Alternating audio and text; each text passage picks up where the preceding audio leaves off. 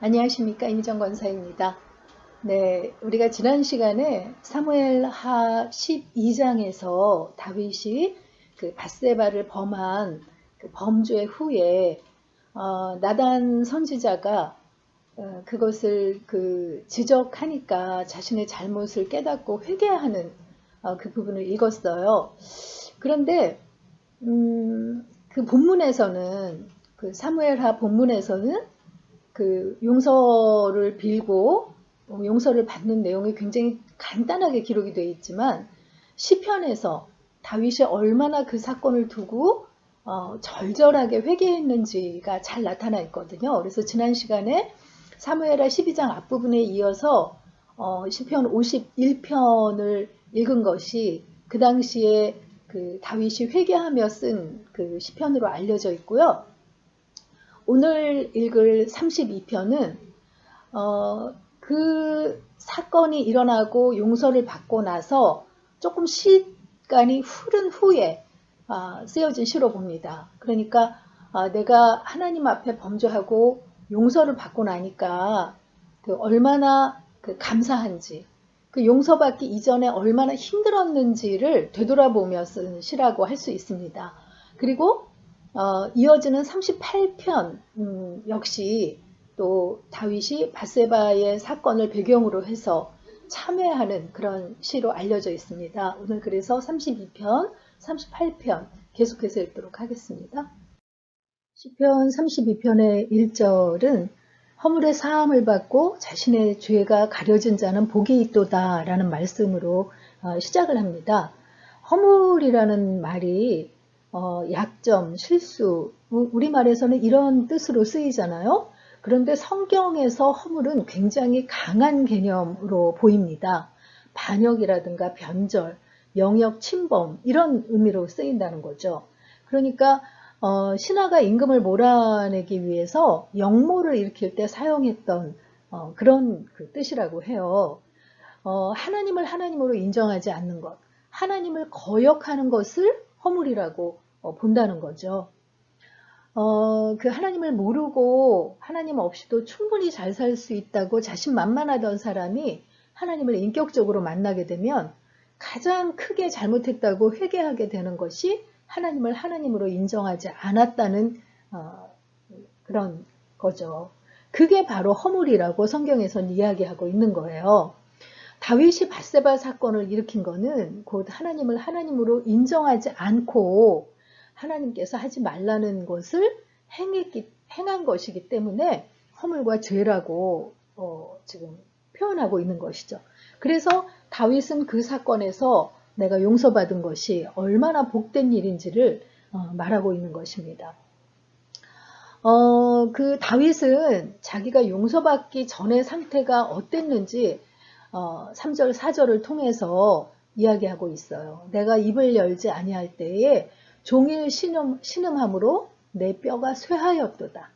주의 손이 주야로 나를 누르시오니 내 진액이 빠져서 여름 가뭄에 마름같이 되었나이다 하면서 정말 그 용서받지 못할 때 괴로웠던 그 경험을 뼈가 쇠하고 진액이 빠진다는 그런 표현으로 기술하고 있어요. 그래서 내가 이르기를 내 허물을 여호와께 자복하리라 하고 그 주께 죄를 아뢰고 숨기지 아니하였더니 주께서 내 죄를 사하였나이다 하고 고백하고 있어요. 다윗의 신앙의 위대함은 자복으로 나타나잖아요. 성경의 많은 인물들, 사울왕이라든가 가룟 유다라든가 이런 사람들은 그들이 죄를 지어서 그 징계를 받은 게 아니라 지은 죄를 자복하지도 않고 회개하지 않았기 때문에 결국은 징계를 받게 된 거죠. 근데 다윗은 나단 선지자가 다윗의 잘못을 지적했을 때 부인할 수도 있었고 그의 왕권으로 벌을 줄 수도 있고 심지어 목숨을 빼앗을 수도 있었어요. 그 구약 성경에 보면 바른 말을 하는 선지자를 죽이는 그런 왕들의 이야기가 기록되고 있거든요. 그런데 다윗은 나단 선지자의 지적에 네, 그렇습니다. 당신의 말대로 내가 범죄한 사람입니다 하고 인정했다는 거죠. 그것이 그 다윗 신앙의 위대함으로 우리가 볼 수 있습니다. 다윗은 사죄의 기쁨을 이렇게 노래하고 있어요. 홍수가 범람할지라도 그에게 미치지 못하리이다 하면서 그 죄를 용서받은 그 사람이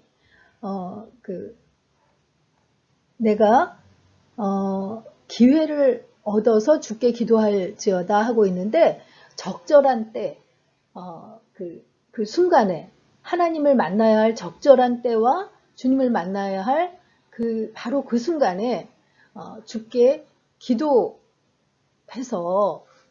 그 용서를 받아야 한다고 이렇게 이야기하고 있어요. 사실 용서받기 전에는 홍수가 범람하는 것 같은 그런 고통이 그를 덮쳤는데 하나님 앞에 기도하고 자복하고 나면 그런 홍수가 범람하는 것 같은 고통이 그에게 미치지 못할지라 하고 표현하고 있다는 거죠. 그러면서 다윗이 자신의 경험을 통해서 번면하는 내용이에요. 너희는 무지한 말이나 노새같이 되지 말지어다. 무지한 말이나 모세라는 거는 그 말을 잘 듣지 않는 고집스러운 짐승을 이야기하는 거죠. 그런 짐승을 일을 시키려면 재갈을 물리거나 굴레를 씌워서 다루어야 하잖아요. 그런데 완고한 사람들이 바로 그렇다는 거예요. 가장 어리석은 일 중에 하나가 하나님 앞에서 고집을 부리는 거잖아요. 그러지 말고 하나님 앞에 이렇게 자신의 죄를 인정하고 고백하라고 권면하고 있는 거죠.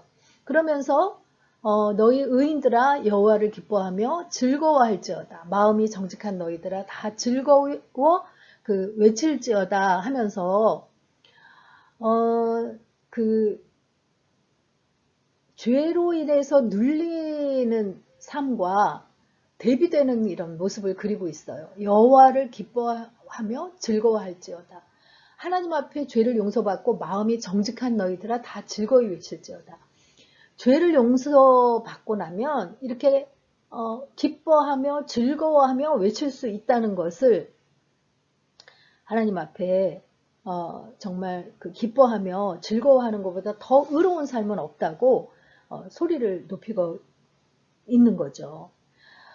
다윗의 생애에 밧세바의 사건이 없었다면 그냥 그는 가장 거룩한 삶을 산 사람으로 기억이 될 거예요. 하지만 그가 이 밧세바 사건으로 말미암아 범죄했지만 이 범죄의 실수로 말미암아 하나님께서 구하시는 것이 제사가 아니라 상한 심령이라는 것도 깨달았고 하나님 앞에 그렇게 용서를 받는 것이 얼마나 큰 기쁨이라는 것도 깨달을 수 있었다고 우리가 볼 수 있는 거죠. 다윗의 회개 시 32편 읽고 계속 이어가도록 하겠습니다. 32편 허물의 사함을 받고 자신의 죄가 가려진 자는 복이 있도다. 마음에 간사함이 없고 여호와께 정죄를 당하지 아니한 자는 복이 있도다. 내가 입을 열지 아니할 때에 종일 신음함으로 내 뼈가 쇠하였도다. 주의 손이 주야로 나를 누르시오니 내 진액이 빠져서 여름 가뭄에 마름같이 되었나이다. 셀라. 내가 이르기를 내 허물을 여호와께 자복하리라 하고 주께 내 죄를 아뢰고 내 죄악을 숨기지 아니하였더니 곧 주께서 내 죄악을 사하셨나이다. 셀라. 이로 말미암아 모든 경건한 자는 주를 만날 기회를 얻어서 주께 기도할지라. 진실로 홍수가 범람할지라도 그에게 미치지 못하리이다. 주는 나의 은신처 이오니 환난에서 나를 보호하시고 구원의 노래로 나를 두르시리이다. 셀라. 내가 내 갈 길을 가르쳐 보이고 너를 주목하여 훈계하리로다. 너희는 무지한 말이나 노새같이 되지 말지어다. 그것들은 제갈과 굴레로 단속하지 아니하면 너희에게 가까이 가지 아니하리로다. 악인에게는 많은 슬픔이 있으나 여호와를 신뢰하는 자에게는 인자하심이 두르리로다. 너희 의인들아 여호와를 기뻐하며 즐거워할지어다. 마음이 정직한 너희들아 다 즐거이 외칠지어다. 그 시편 150편 중에서 참회시라고 불리는 시편이 전부 7개가 있습니다. 그런데 그 중에서 이 130편을 제외한 그 나머지 6편이 다 다윗이 쓴 참회시예요. 그런데 그 6편의 참회시, 다윗이 쓴 참회시 중에서도 이렇게 지금 연두색으로 표현된 4편의 시편이 밧세바 사건과 관련이 있다는 거죠. 그만큼 밧세바의 사건이 그를 정말 그의 일생에 있어서 가장 크게 회개하고 참회해야 할 사건이었다는 것을 알 수 있는 거죠. 이 그 다윗의 시편 38편의 그 표제를 보면 다윗의 기념하는 시 이렇게 되어 있는데, 그 다윗의 시로 기념식에서 인도자를 따라 부르는 노래, 이렇게 보는 것이 가장 명확한 설명이라고 볼 수 있겠습니다. 38편의 본문에서 그 다윗이 죄를 지었을 때 얼마나 그 힘든 상황인지를 이렇게 자세하게 묘사하고 있어요. 주의 화살이 나를 찌르고 주의 손이 나를 심히 누르시나이다 하면서 주의 진노로 말미암아 내 살에 성한 곳이 없고 내 뼈에 평안함이 없나이다 하고 괴로운 상황을 묘사하고 있어요. 그런데 다윗은 지금 자기의 온 삶이 짓눌려서 견딜 수 없는 이런 그 고통이 어디에서 오는 것인지를 잘 깨닫고 있는 거죠. 주의 노하심, 주의 화살, 주의 손, 주의 진노, 자신의 죄로 말미암아 하나님께서 나를 향하여 지금 이런 징계를 내리시고 있기 때문에, 주님의 진노 때문에 자기가 고통받고 있다는 것을 정확하게 깨닫고 표현하고 있다는 거죠. 다윗은 왜 하나님께서 진노하시는지를 명확하게 알고 있어요. 여기 지금 4절부터 보면 내 죄악이 머리에 넘쳐서 무거운 짐 같아서 감당할 수 없고 내 상처가 썩어서 악취가 나오며 하면서 그 자신의 죄악 때문에 하나님께서 진노하셔서 이렇게 고통을 당하고 있다고 정확하게 알고 지금 표현하고 있는 거죠. 그래서 그 다윗이 이렇게 고백합니다. 주여 나의 모든 소원이 주 앞에 있사오며 나의 탄식이 주 앞에 감추이지 아니하나이다 하면서 자신의 소원이 주 앞에 있다고 표현하고 있어요. 원래 소원이라는 거는 마음속에 품는 거잖아요. 그런데 주님 앞에 있다는 거는 주님께서 그 소원을 다 알고 있다는 그런 의미라는 거예요. 자기의 소원뿐만이 아니라 또한 자기의 탄식이 주 앞에 이렇게 감추어지지 않고 있다고 이렇게 이야기하고 있는 거예요.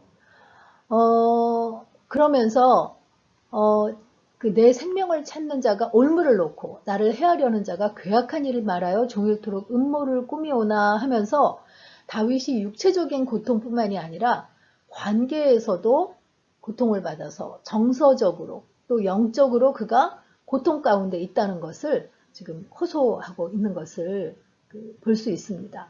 그래서 하나님 앞에 죄악을 아뢰고 죄를 슬퍼하는 그런 그 상황을 노래하고 있는 것이죠.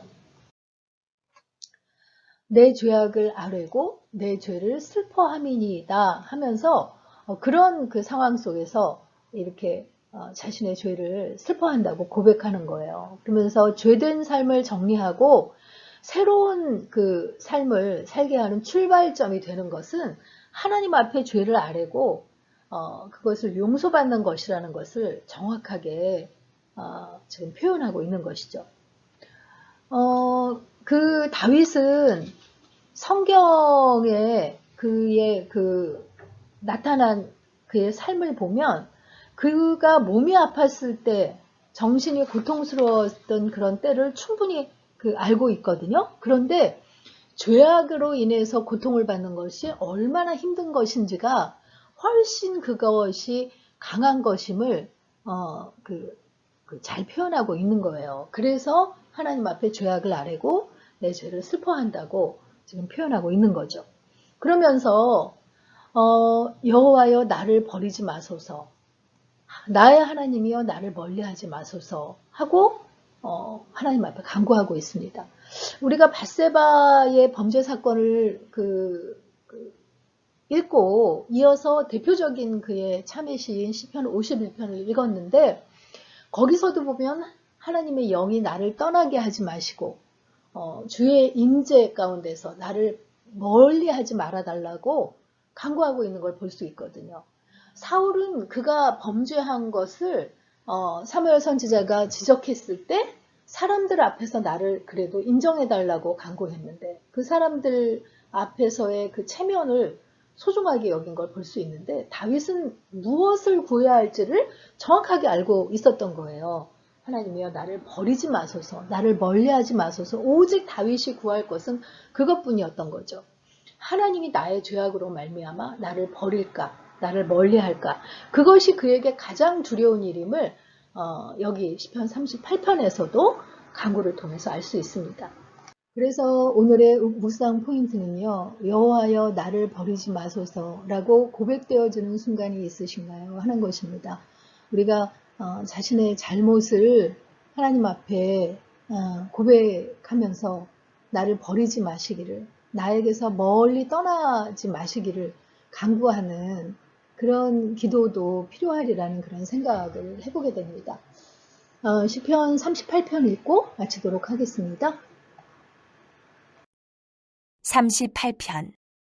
여호와여 주의 노하심으로 나를 책망하지 마시고 주의 분노하심으로 나를 징계하지 마소서. 주의 화살이 나를 찌르고 주의 손이 나를 심히 누르시나이다. 주의 진노로 말미암아 내 살에 성한 곳이 없사오며 나의 죄로 말미암아 내 뼈에 평안함이 없나이다. 내 죄악이 내 머리에 넘쳐서 무거운 짐 같으니 내가 감당할 수 없나이다. 내 상처가 썩어 악취가 나오니 내가 우매한 까닭이로소이다. 내가 아프고 심히 구부러졌으며 종일토록 슬픔 중에 다니나이다. 내 허리에 열기가 가득하고 내 살에 성한 곳이 없나이다.